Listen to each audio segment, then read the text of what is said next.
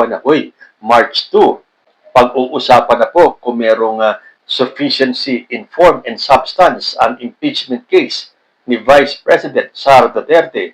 Although may mga ilang grupo dyan sa House ang nagpahayag na mukhang hindi sila pipirma sa impeachment case ni VP Sara.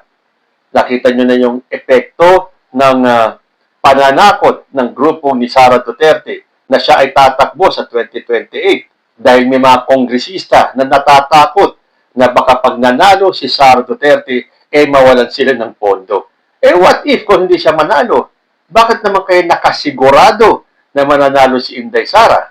Kailangan pa daw nila ng more and new evidences. Bakit? Hindi naman nadinig ng tao kung ano ang nilalaman ng impeachment ni Sara Duterte dati. Bakit noon kayo ay pumirma? Ngayon hindi na. Dahil kailangan nyo ng bagong ebidensya. Hindi pa nga napag-usapan yung mga ebidensya doon sa inipit nilang impeachment case ni Sara Duterte. Napaghahalata kayo. Natatakot kayo na mawalan kayo ng pondo kapag nanalo si Sara Duterte sa 2028. Diyos na po ang bahala sa inyo. At apektado din kaya ang mga kongresistang ito sa pananakot ni Loren Badoy nung naglabas siya ng warning na ang bumoto sa impeachment ni VP Sara sisiguraduhin ng buong Pilipinas matatalo sa 2028. Bakit dinamay niyo yung buong Pilipinas? Parang siguradong-sigurado kayo, no? Pero ako, I still stand to what I said. Sara Duterte will never be President of the Philippines. So dahil sa Sabado ngayon, weekend, chill-chill po muna ulit tayo. At dahil marami ang nagustuhan ang ating series ng mga kabataan Gen Z sa kanilang pambabasag sa kasinungalingan at kayabangan ng mga DDS, part 5 na po tayo. At ang panimula natin, itong sinabi ni Greco Belhica. Ito ay tungkol sa mga tumanggap di umano ng mali-malitang pera ng ating mga kongresista. Sabi ni Greco Belhica, dapat sagutin, pero siyempre, itatanggi. Dapat mag-resign, pero siyempre, hindi. Dapat may delikadesa, pero siyempre, kakapit sa pwesto. Dapat isara na ang Kongreso, pero siyempre, ayaw.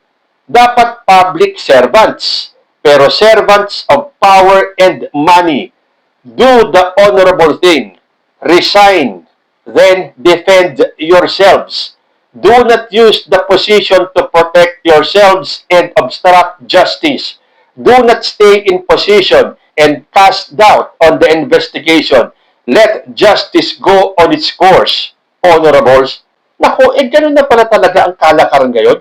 Pag ikaw ay pinagbintangan, mag-resign ka kagad kahit na hindi pa napapatunayan, kahit na wala pang investigasyon, kahit na wala pang proseso na dumadaan. Hindi ba? Meron tayong due process. So, kapag pinagbintangan si Sara Duterte na magnanakaw, dapat mag-resign na siya because that is the honorable thing to do. Edi dapat kasama si Sara Duterte dyan. Kasi ang gusto yung mga DDS, EJK style. Wala nang process. Wala na kayong pakialam sa rights. Basta na pagbintangan lang, may nag-trick na pagbintangan si ganito, si ganyan, kailangan mag-resign kagad. Ano ang sagot sa kanya ni Miguel Ramos? Nakakatawa ang kagaguhan ng peking 18 Marines. Nagpakilalang ex-Marines. Tapos pag di alam ang sagot, ang sasagot yung pulpul nilang abogado na sa paway daw nakatira si BBM. Pinadalan pa daw nila ng maleta si Erwin Tulfo, Laila De Lima, Terry Ridon, Tito Soto at iba pa. Paano mangyayari nagpadala kayo ng pera galing sa budget ng 2025? Di naman sila nakaupo nun. Palpak ang script. So sinasabi ni Miguel, hindi lang si Laila De Lima ang hindi pa nakaupo nung time na sinasabi ng mga marinong to na pinadalan sila ng pera, ng mali-malit ang pera. Kasama pala dun si Erwin Tulfo, Terry Ridon at iba pa. So, napaghahalata na mali talaga yung script. At paano tayong maniniwala dyan? Hindi ba inamin ni Atty. Baligad or Baligod ba yun? Na oversight yung pagkakalagay niya ng pangalan ni Laila De Lima sa listahan ng mga congressman na tumanggap ng limpak-limpak at mali-malitang pera. So, dapat pa ba tayong magtiwala sa abogadong ito? Ito natutunan ko kay Atty. Jinky Luistro nung sinabi niya na falses in uno, falses in omnibus. Na ang ibig sabihin, false in one thing, false in everything. It suggests that if a witness lies about a material point, their entire testimony may be considered unreliable. So, hindi ba dapat talagang in-scrutinize at pinag-aralang mabuti nitong si attorney kung talagang kasama ba ang pangalan ni Laila de Lima? So, kung diyan nagsinungaling si attorney, hindi na credible yung kanilang testimonya. Then, pwedeng hindi lang isa ang pinagsinungalingan nila. So, sa tingin ninyo, dapat bang mag-resign kagad itong mga binanggit na mga pangalan na tumanggap ng pera? Kapag ganun ang gagawin sa mga kongresista nito, idamay nyo na rin si Sara Duterte dahil matitindi ang mga ebidensya laban sa kanya. Sunod po natin sa sinabi ni Atty. Rowena Guanzon na malakas ang Duterte-Padilla tandem sa 2028. Nako, sino pa talaga ang magiging Vice President ni Sara Duterte? Si Robin Padilla nga ba? Paano na si Amy Marcos? Gusto rin maging Vice President ni Chavit Singson, ni Marcoleta, at ni Maharlika. Totoo ba yan? May nabasa kasi kung sinabi di umano ni Maharlika na siya na lang ang kuning Vice President. Anyway, sinagot sila ni Ana Montemayor. Ang sabi ni Ana, malakas ang tama mo, Buangson. Parehas kayong tatlo, buwang. Parehas walang alam. Ipagpapartner mo bilang Presidente at Vice President para tayong naghalal ng grade 1 at grade 2 student sa Malacanang. Baka manalo pa, tambay dyan sa debate. Ay, naku, naalala ko tuloy. Kaya pala, hindi sumali si Sara Duterte sa kahit na isang debate sa pagka-Vice President noong 2022. Siyempre noon, dahil tayo ay maka-uniting, BBM Sara, hindi na tayo nag-isip kung bakit ba hindi sumali itong si Sara Duterte sa kahit na isa. Dahil nung una, ganyan din si Bongbong Marcos. Hindi sumasali sa mga presidential debate. Pero meron siyang pinagbigyan. Yung istasyon na hindi pa kilala noon, na nakilala lang dahil kay Bongbong Marcos, ang SMNI. So, kaya pala, now you know kung bakit hindi sumali si Sara Duterte sa kahit na isang vice presidential debate dati. So, sa tingin ninyo, malakas nga ba ang Duterte-Padilla sa 2028? Next natin, itong sinabi ni Representative Edgar Egay Erice.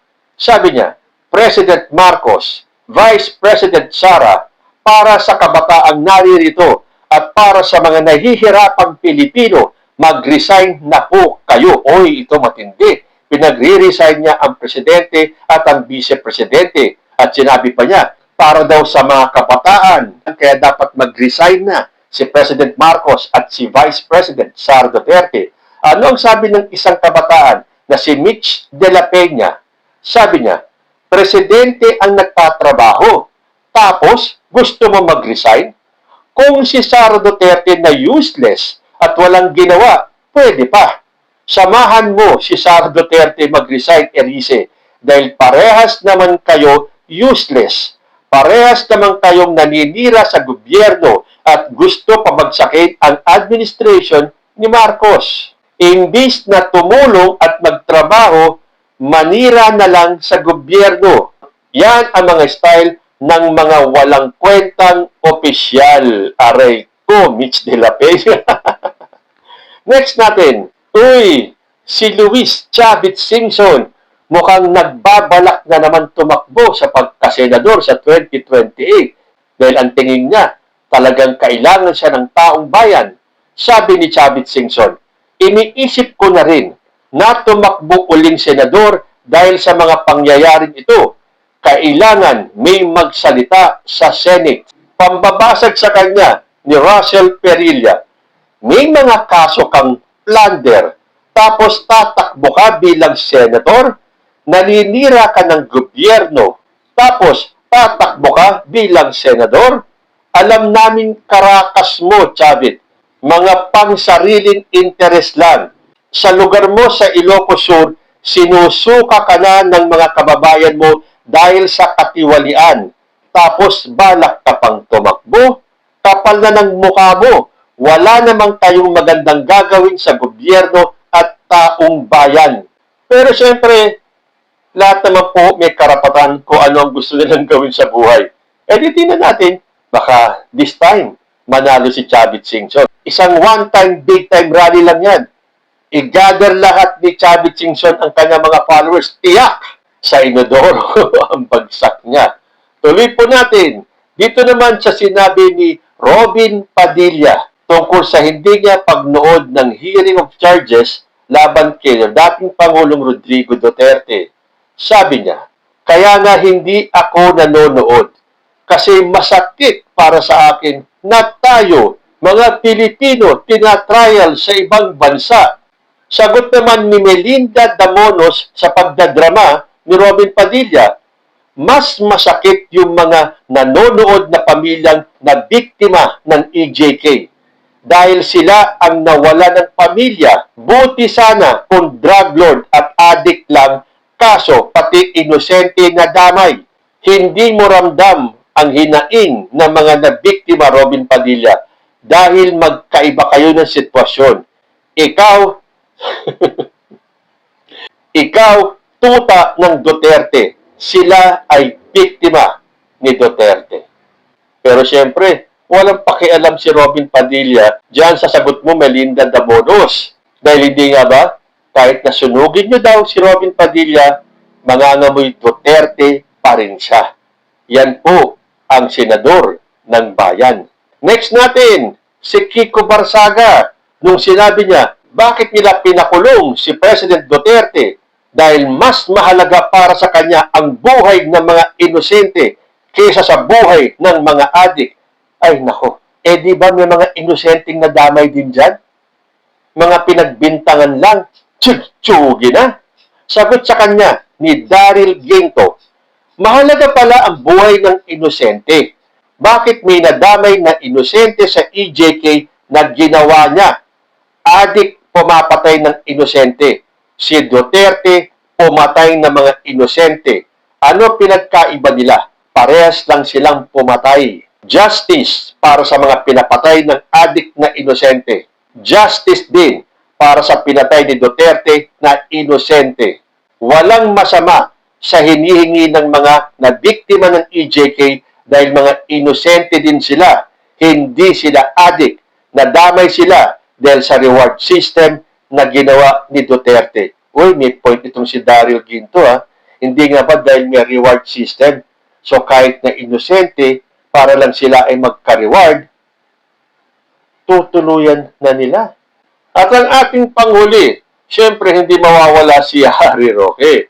Pagbabanta ni Harry Roque, itaga nyo sa bato, sisiguraduhin ni Inday Sara na mabigyang katarungan ang buong sambayan ng Pilipino dahil sa ginawa nila kay Tatay Digong. Teka muna, bakit nadama yung buong sambayan ng Pilipino? Hindi naman lahat ng sambayan ng Pilipino ay maka-Duterte, Harry Roque. Ilan na nga lang kayo eh. Napakaliit yung porsyento. Kaya yung sinasabing mananalo si Sara Duterte sa 2028, sa mga rally nyo pa nga lang dito eh. Ni hindi umabot ng 5,000 kada rally. Nakikiride on na nga kayo sa mga malalaking nagrarally para sabihin na marami kayo. Tapos sasabihin nyo, mananalo si Sara Duterte sa 2028. Ni wala nga kayong maipakitang prueba rito. Kapag kailangan ng suporta ng mga DDS, hanggang social media lang kayo. So ano naman ang sagot sa kanya ni Dagan Hipolito? Sabi niya, itaga mo sa ulo mo, Harry Roque. Hindi magiging presidente yung 8080 mong amo na si Sara Duterte at itaga mo sa bato din na hindi ka makakauwi ng bansa hanggat hindi mo mababayaran ang mga kasalanan mo dito sa Pilipinas. Deserve ni Duterte sa ICC dahil sa kawalang hiyaan niya at walang awang pumatay. So nakita nyo, itong ating mga kabataan ngayon, hindi na po sila nananahimik na. Part 5 na po tayo. Ang mga kabataan natin, sinasagot na, binabara na, binabasag na ang mga kasinungalingan at kayabangan ng mga DDS. And I'm sure, hindi ito magiging end of our series ng pambabasag ng mga Gen Z. sa mga DDS.